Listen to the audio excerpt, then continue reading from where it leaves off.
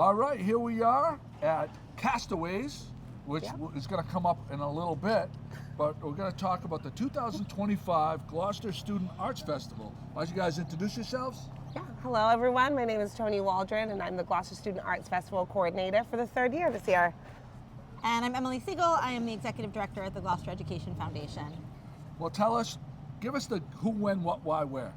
Okay, Tony, take it away. Yeah, I'll take it away. So the Gloucester Student Arts Festival is a celebration of our students and teachers in all of our art departments across pre-K through 12th grade. We celebrate our visual artists, our music and theater departments with a full day free event for the city. This year, we're excited because we have a new location. We're going to be at the O'Malley Middle School at 32 Cherry Street due to renovations that are ongoing at the Sawyer Free Library and the Cape Ann Museum. It's a full day of art making activities led by local artists and nonprofits and partners. We have food trucks, including our friends here at Castaway Coffees, who will be bringing their coffee cart, their new coffee cart, Holy Cow Ice Cream, Ria's Pizzeria, and Meat and Sweets. And of course, all day performances led by our music department and our theater department. We also have our friends here. I just want to let everyone know here, we've got Snoopy, he won't be there. We have Bela and my son, Tristan, so don't mind that. Snoopy should be renamed Frisky. Frisky. So this is actually the 15th year that the Gloucester Education Foundation has partnered with the Gloucester Public Schools to do an arts festival. And it's looked different over the years. And this year, as Tony said, with the Sawyer Free Library and Cape Ann Museum both closed for renovations, that's usually like our central site with City Hall. It gave us this cool opportunity to experiment and do it at a school.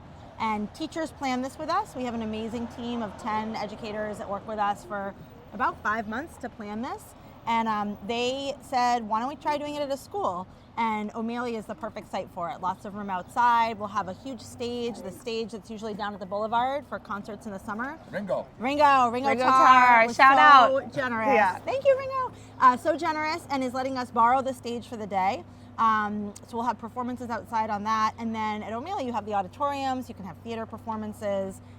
It just works really well for the festival. So we're excited for this new spot. We're excited to activate the whole space. Of course, the middle school, it's always populated with fun and students and energy, but it'll be nice to get parents into the space so they can see like what's going on with the school. See some of the positive things. How do the kids get involved? Are they already, like if they're at the school, they're told about this and they're part of it, or do they need to sign up? Great question. So because we do have the partners in our educators who are part of the planning committee January through May when we launch the festival, they are a direct line for us with the students, whether they are active teachers. We have representation from every elementary school in the district with the art teachers on the planning committee. But if that's not the case, then we make sure we have somebody represented in each school so that we can have that direct line of communication. These are the students who have been in art classes, who have been in music classes. There's no entrance level, so whether you're just starting and you just joined the first round of art class this semester, you're still represented. We really aim to get artwork or representation from every student in the district. And that's like almost 2,900 students, so you can imagine. I mean, O'Malley, the commons inside is going to be brimming with visual art. And this isn't special artwork created for the festival. This is what these kids have been producing all year in their schools. So we really want to showcase what happens in our schools every day. It's hard. I mean, we're both parents, like as you can see. Yeah. As parents, it's hard sometimes to know. You ask your kids at the end of the school day, "What'd you do today? How was school?" You're a dad, you know this feeling, Yep. and they're like, "I don't know, whatever." And it's hard sometimes to like get a glimpse into it. But our schools have incredibly robust arts programs, and this is a chance for families and the community to celebrate what kids have done all year long, and see it. And as Tony said, like it's not just for the artsy kids; it's every kid. Wow. And the food is going to be available at what times? So they'll be there from the beginning to the end, 11 to 3 p.m. So if you're an early bird like yourself and you need to start eating at 11, Is 11 a.m. an early bird? I think for like some lunch. some people it might be a little early for lunch, but we'll have Ria's Pizzeria there, of course, Meat and Sweets, and then Holy Cow Ice Cream, which, as we mentioned, we do have a signature ice cream flavor.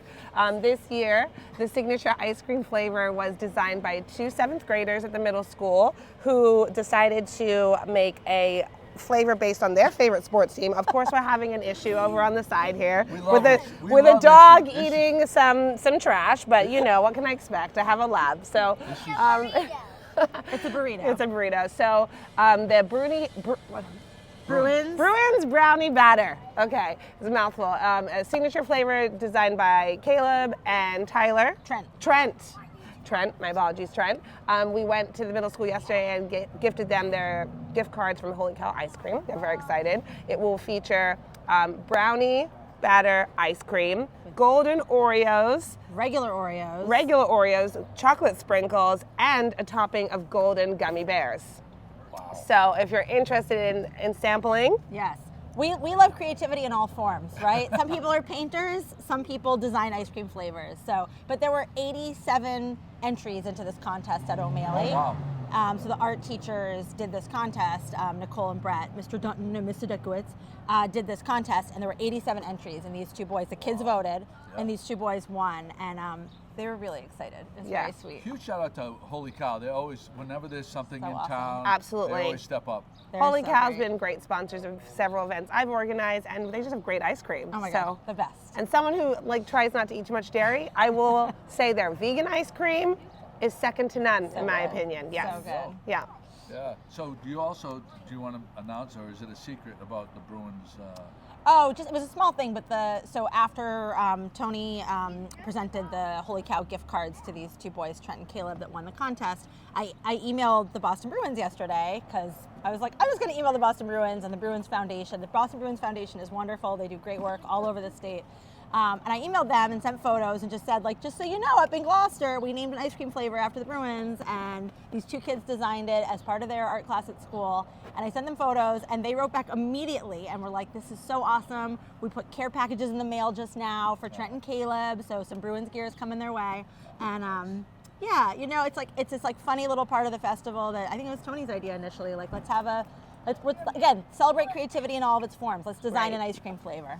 Well, I think also, just to add on, maybe I'm going a little off script into my ideas here, but to second what you're saying, with art, right? So many students walk in, and I've been in art classes. I was in O'Malley's art class yesterday as I was giving out the gift card, and they're like, oh, I'm not an artist. And I always ask students, how many of you bake? Cook, how many of you garden, how many of you are even art, sports players, right? Mm-hmm. There's an art in things that we do that we're passionate about that require creative thought. So it's really part of the ethos, I think, of Arts Festival to uplift all students in whatever kind of creativity they bring to the table. That's what I love about it. Yeah. And the community kind of network, right? We rely on the generosity of people like Ringo Tarr, but also people from Second Glance who donate the mannequins, or Cape Ann Plein Air who donate the display walls, or yourself who gives us this platform to advertise. So it's just really inspiring how the community comes together around something like this. Yeah, Gloucester's always like that, right? Everyone comes together and works on things together, and in good times and in bad. Yeah, exactly.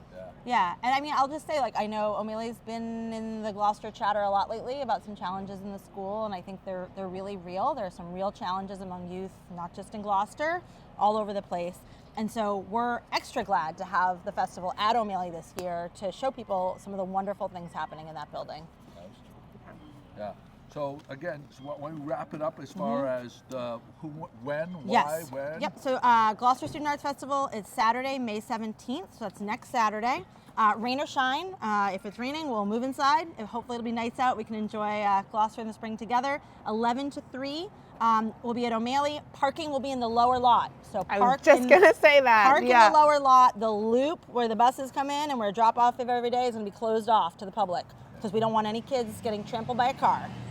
So park in the lower lot, 11 to 3. The schedule is insane and packed. It's on our website. So I want to say the website? Yeah, so it's thinkthebest.org. And the performing arts schedule and the art making activity schedule are both posted there in 3 languages. And I would be remiss if I didn't mention our sponsors. So Institution for Savings is our lead sponsor. They have been incredibly generous partners in the Arts Festival for many years.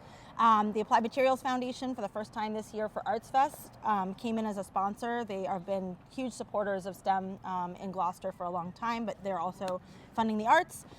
Bank Gloucester, returning sponsor. Gloucester Female Charitable Association increased their sponsorship this year, which is awesome. Carroll Steel Insurance and Revive Wellness, 2 small businesses, new sponsors this year. And of course, Gloucester Education Foundation and the Gloucester Public Schools put a ton of resources into this event. There you go. Yes. Holy cow. And Ria's Pizzeria, Ria's Meats Pizzeria. and Sweets, and of course where we are today, enjoying our beautiful coffee, Castaway Coffee. And we do have to get these kids to school. School time. School time, I think. All right. Well, thank you guys Okay. so much. Thanks. www.thinkthebest.org. Perfect. If you missed any of this, go to that link and it'll be very self-explanatory. Thank you guys so much. Thank you, Joey. Thank you, Joey.